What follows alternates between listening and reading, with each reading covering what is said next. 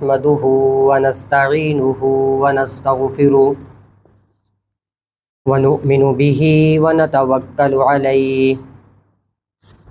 ونعوذ بالله من شرور أنفسنا ومن سيئات أعمالنا من يهده الله فلا مضل له ومن يضلله فلا هادي له قال الله تبارك وتعالى في القرآن المجيد محمد رسول الله والذين معه أشداء على الكفار رحماء بينهم تراهم ركعا سجدا يبتغون فضلا من الله ورضوانا سيماهم في وجوههم من أثر السجود ذلك مثلهم في التوراة ومثلهم في الإنجيل كزرع أخرج شطأه فآزره فاستغلظ فاستوى على سوقه يعجب الزراع ليغيظ بهم الكفار وعد الله الذين آمنوا وعملوا الصالحات منهم مغفرة وأجرا عظيما صدق الله العظيم قال رسول الله صلى الله عليه وسلم أصحابي كالنجوم بأيهم اقتديتم اهتديتم۔ میرے معزز اور محترم سامعین، میں نے آپ کے سامنے قرآن کریم کی ایک آیت مبارکہ تلاوت کی۔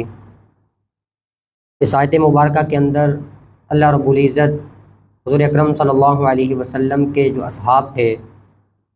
ان کی تعریف بیان فرمائی کہ محمد اللہ کے رسول ہیں اور ان کے جو ساتھی ہیں وہ دشمن کے مقابلے میں بڑے سخت ہیں، چاہے جس طرح کے بھی حالات ہو جائیں تو یہ دشمن کے سامنے ڈٹ جاتے ہیں۔ اور آپس میں ان کے تعلقات کیسے ہیں؟ فرمایا رحماء بینہم، کہ آپس میں ایک دوسرے کو معاف کرنے والے، ایک دوسرے کے ساتھ رحم دل ہیں۔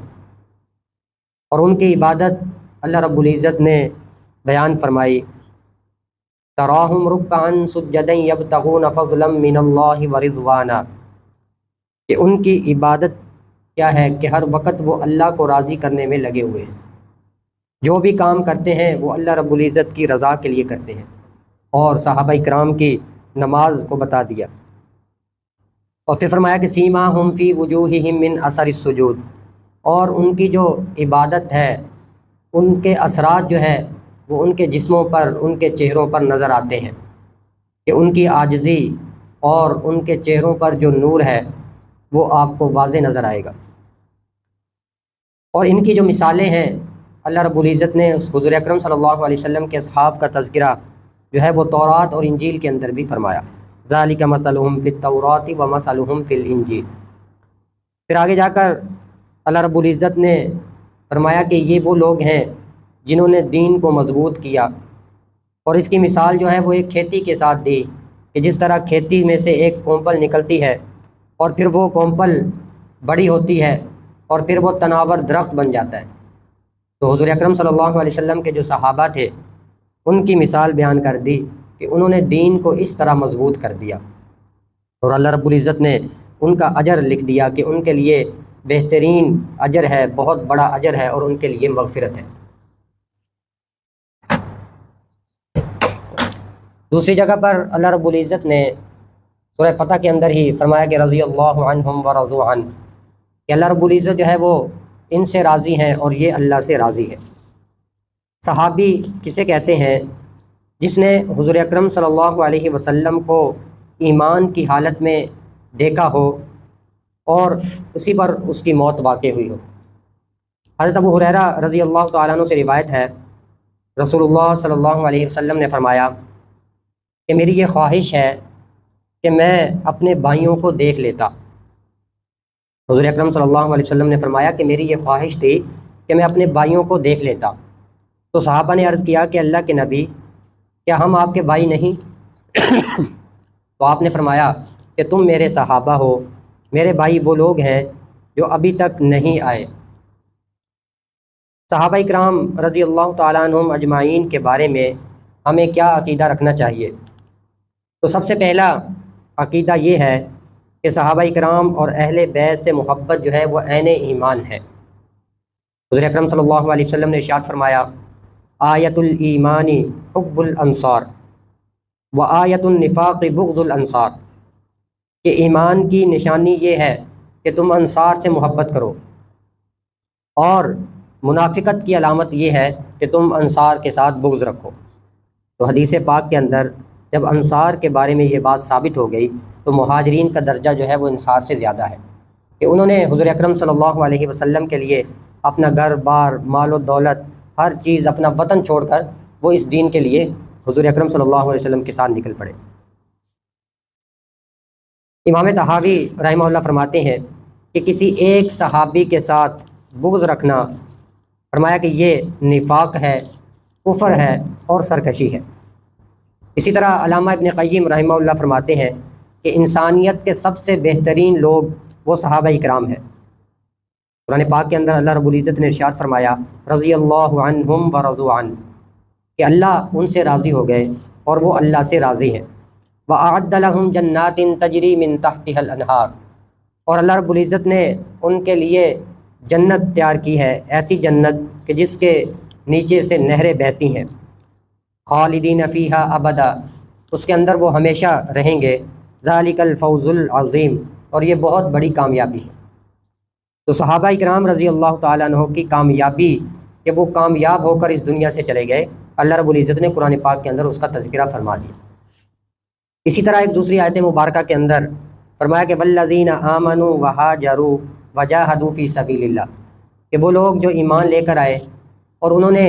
ہجرت کی اور اللہ کے راستے میں جہاد کیا، والذین آووا ونصروا،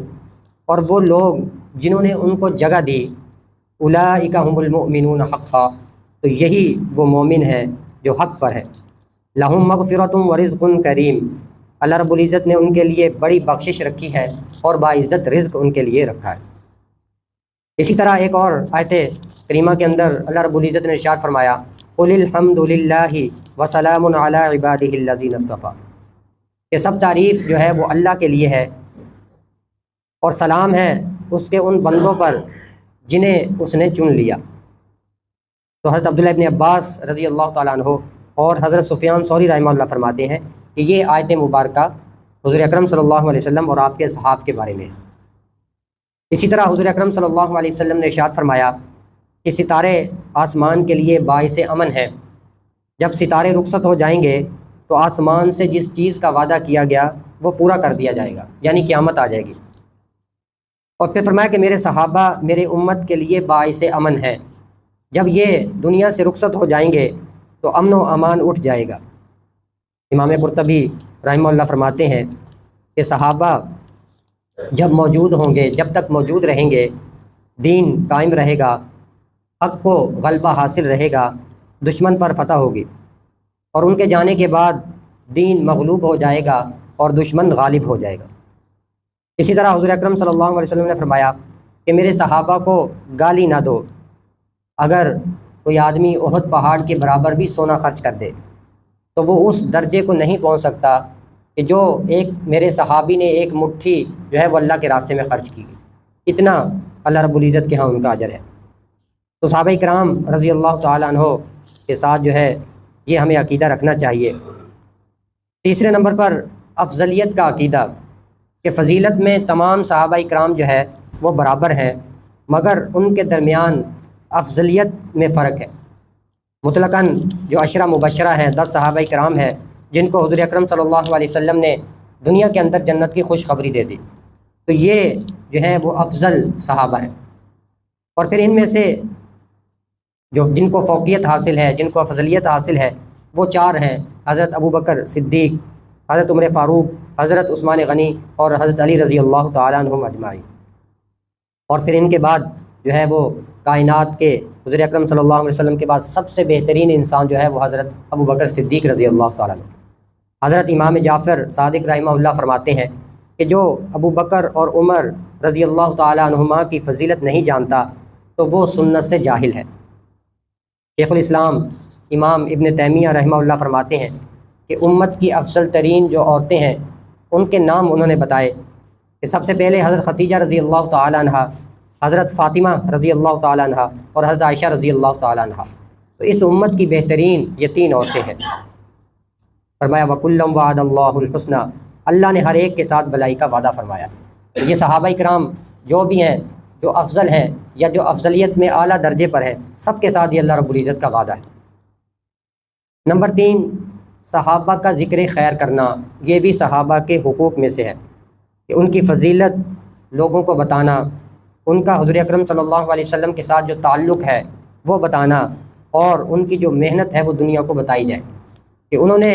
اس دین کو ہم تک پہنچانے کے لیے کتنی قربانیاں دی۔ حضرت ابوبکر صدیق رضی اللہ تعالیٰ عنہ نے جب کلمہ پڑھا اور اعلان کیا تو ان کو اتنا مارا گیا کہ ان کا چہرہ پھٹ گیا۔ اسی طرح حضرت بلال حبشی رضی اللہ تعالیٰ عنہ، ان کو تپتی ہوئی ریت پر لٹا دیا جاتا، اور حضرت خبیب رضی اللہ تعالیٰ عنہ کہ ان کو کوئلوں کے اوپر ان کو لٹایا جاتا، اور فرماتے ہیں کہ میری چربی سے اور خون سے وہ آگ بجھتی۔ تو صحابہ کرام رضی اللہ تعالیٰ عنہ کا ذکر خیر کرنا، ان کی فضیلت بیان کرنا اور لوگوں کو یہ بتانا کہ کیسے یہ دین ان کی محنت سے ہمارے تک پہنچا۔ صحابہ کے حقوق میں سے چوتھا حق یہ ہے کہ ان کے جنتی ہونے کی گواہی دینا۔ قرآن پاک کے اندر اللہ نے ان کے جنتی ہونے کی گواہی دے دی کہ رضی اللہ عنہم ورضوا عنہ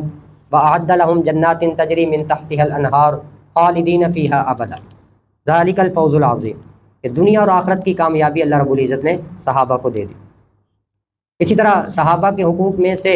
ایک حق یہ ہے کہ ان کے لیے دعا کرنا، ان کے لیے استغفار کرنا۔ حضرت عبداللہ ابن مبارک رحمہ اللہ فرماتے ہیں کہ میں ہمیشہ صحابہ کرام کے لیے دعا کرتا ہوں، استغفار کرتا ہوں، اور آئندہ بھی ان کے لیے دعا اور استغفار کرتا رہوں گا۔ امام احمد بن حنبل رحمہ اللہ فرماتے ہیں کہ جس نے کسی ایک صحابی کی شان کے اندر کوتاہی کی، اس کا ازالہ اس وقت تک نہیں ہو سکتا جب تک کہ وہ استغفار نہ کرے، اللہ سے توبہ نہ کر لے، اور اپنے لیے وہ